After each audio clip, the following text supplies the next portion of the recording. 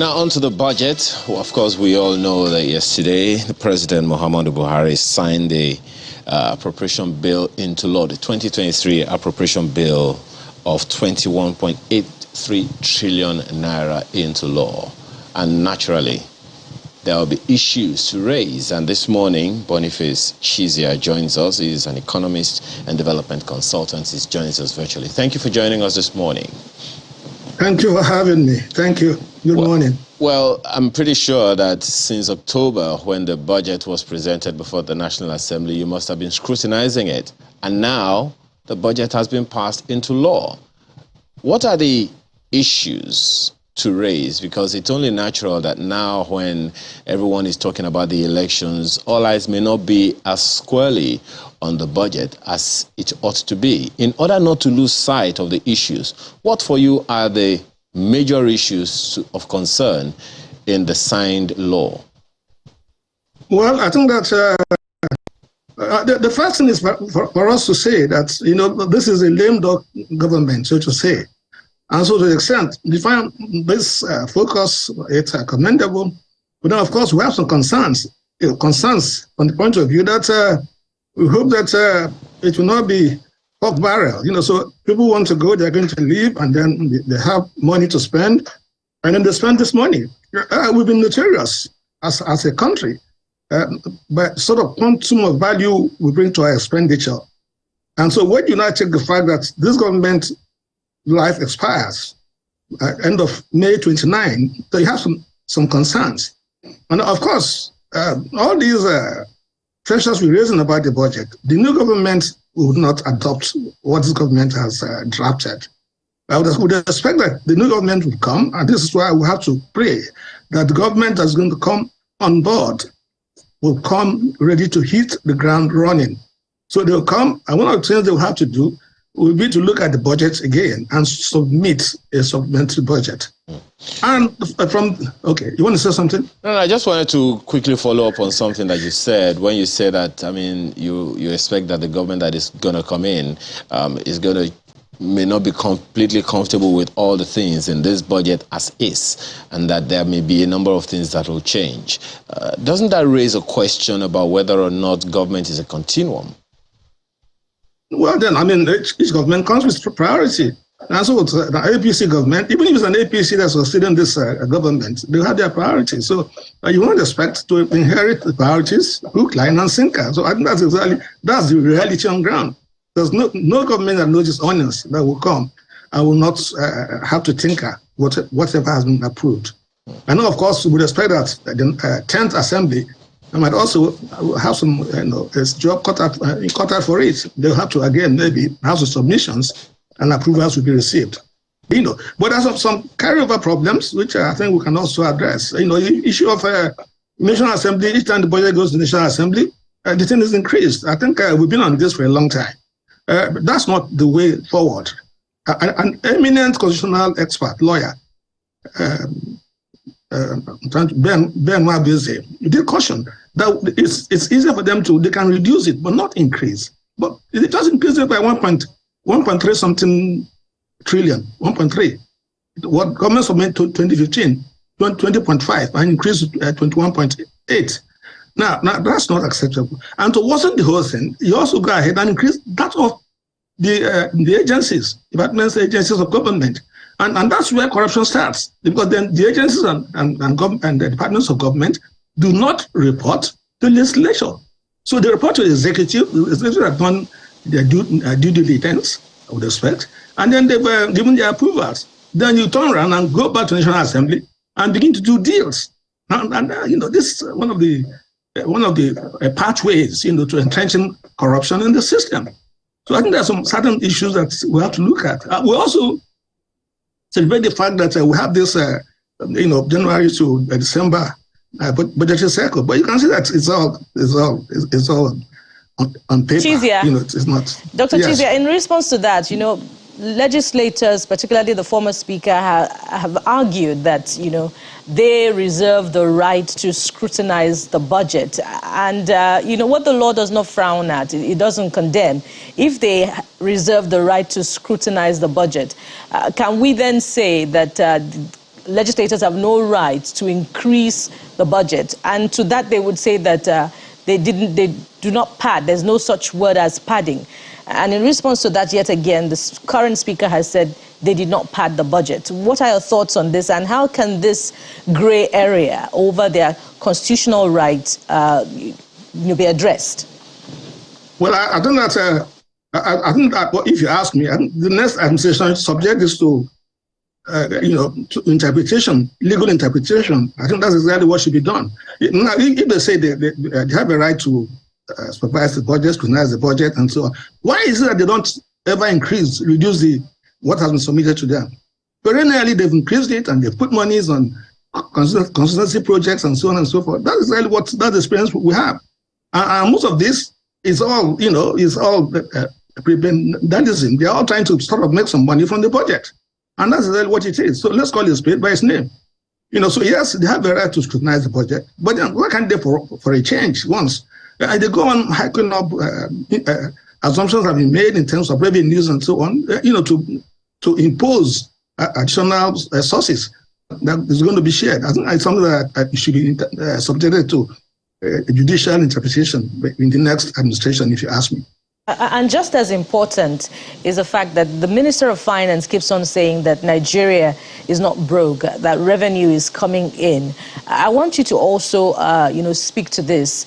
If revenue is coming in from agencies of governments, that are mopping up proceeds from the anti-corruption war, there are also other concerns, of the debt overshooting revenue. There is the concern of, lack of revenue coming in from the crude oil sale. Are you confident about, prudence in this administration as far as planning and budgeting is concerned? Well, first of all, I think that the knowledge of budgeting is not as entrenched as it should be. On this platform, I've said that, in fact, we should organize sessions for them so that they have some better inkling, better insights into what it takes, to prepare a budget. And budgets are very important because that's the blueprint with which you run the government. And so, if you ask me, I think that we still have challenges going forward. I think that we need to address. So will the... I think I knew something you said, but maybe you need to raise it again. There's something you said earlier. I referred to the position of government as expressed by the Minister of Finance that the country is not broke, that revenue is coming in. Are you comfortable with that? Yes. Well, I think that it's a matter of speaking. I mean, we say we have revenues coming in, and then you overborrowed. So the things that we have fiscal sustainability, we have challenges. Yeah, and partly why the president, what they are doing now, if you like, is a last-minute effort to see if they can correct what has been an anomaly within the system. So you have ways and means that have accumulated over the years to about something trillion. And they're not trying to now. It's part of the debt restructuring that we're talking of. So I think that the legislature, if they know exactly what they're doing, should just go ahead and approve this, because there's no new borrowing. This is money that has been borrowed, and it's been spent. You can begin to look at it. I mean, the laws have been breached and so on. So we've not kept to the laws. We're not kept to regulations in terms of the 5% of the revenue that you earned in the previous year. You shouldn't go beyond that. And this is money, ways and means, should be for emergencies and, when you have anticipated the revenue inflows that maybe are delayed in coming in. But that hasn't been the case. So, of course, we have challenges. We have the fact that you have COVID, you have Russia and Ukraine war and so on. And those things have impacted, there are exogenous factors that have affected us. But that does not mean, but it is there. So it's not new borrowing. That's why I said there's a need for education. You take even, for instance, the fact that we're asking for supplementary budget. Now we're asking for, for further approval for capital budgets to be extended to end of March and so on because of flooding. And hey, wait a minute, so I'm talking about January to December, cycle. So there are lots of challenges, there are lots of things. I think that the incoming government would have to pointedly and quickly address. Well, in that same stretch, remember the finance minister had said, look, we don't have a budget problem, we have a revenue problem. And clearly, the incoming administration, whichever one it is not going to have to come up with a brand new budget in the middle of the year. They're going to have to work with this budget, be it supplementary, readjustments, or whatever. That exactly is what it's going to be. So for you, what are the priorities that this government must give in the less than 5 months it has to remain in power? Because at the end of the day, election year or no election year, we can't pause government because we can't pause life. What are the things that you believe this government must prioritize within the shortest possible time before the exit? Well, I think that to some extent they are on course, because how much can you do within 5 months? I think that's the thing. You can't start any capital project now and see it through. It's not possible. So it's going to be maintenance and so on and so forth. So I think they tried. You take the finance bill and some of the tax they've tried to push through. I see my friend Mother Yusuf has been shouting blue mother and saying that those taxations are going to act as disincentive, to foreign investors and so on and so forth, and people are being overtaxed and so. But they pushed it through. So now, so you're talking about tinkering. And so the National Assembly has approved it because, like you rightly observed, the challenge you have is revenue. But then, yes, we have a new challenge, and part of the difficulties why the challenge has sustained is because of the leakages within the system. So this money is coming, and a lot of it is being diverted, and so that's why election 2023 we change the narrative. We need to ensure that we bring new values, to the table, so that things are done differently. How much money are you going to spend in a lifetime? I think the looting in this system is crazy. Well, that definitely is something that I believe that the authorities will be giving attention to, that looting part, because when you look at the functions that the Auditor General's report is supposed to perform, one wonders whether or not the Auditor General's office has been allowed to do its job. But let me ask you if you see any way in which this federal budget addresses any collaboration with states. Because at the end of the day, the states are also going to come up with their own budget. Some of them have come up with, some of them are signed, some of them are not signed. So do you see any area or areas of convergence between the federal government and the state governments to facilitate development at that second tier of authority in the country? I have bad news for you. I think that at the states, I have my misgivings. In fact, if they pay any attention to what's called budgeting. I've said before, again, on this platform, that the state governments are so powerful that they have the state legislatures in their pockets. So they just pay lip service to these things, and then these things are pushed out, and little or no oversight is done. So all the noise you hear about oversight, have you ever heard about oversight? Anybody talking about oversight in any of the states?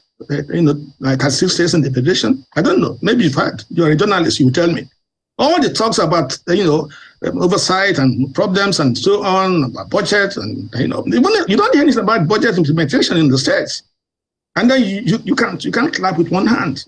So if we're going to facilitate development within our economy, and one of the things we need to do is that there's a forum where the state finance and we have, let's say, the economic where they meet, where they go to share monies and so on and so forth. These things we begin to moral suasion and so on, because the states to some extent are independent. And more so if the states that belong to the same party as the one at the center, that should be able to have some bearing, some influence. They are independent, and one of the things they need to do, we need to begin to concentrate in generating revenue. The informal sector in Nigeria is vast, very vast. And the informal sector is not being tapped. And so when you're talking about revenue, so there are also people in the market that, mobilize lots of, massive funds of revenue. Dr. Chizia, yes. The issues that you're raising are very, very interesting. First of all, starting with bad news is not good news for me, or for any Nigerian at that. But, this is just like a beginning of this conversation, because at the end of the day, we need to look at these things, because whether we like it or not, Nigeria cannot pause simply because it's election year. For now, we have to thank you very much for being a part of our conversation this morning. Dr. Boniface Chizia is an economist and development consultant. Thank you so much for your time this morning. Thank you for having me. Okay. God bless.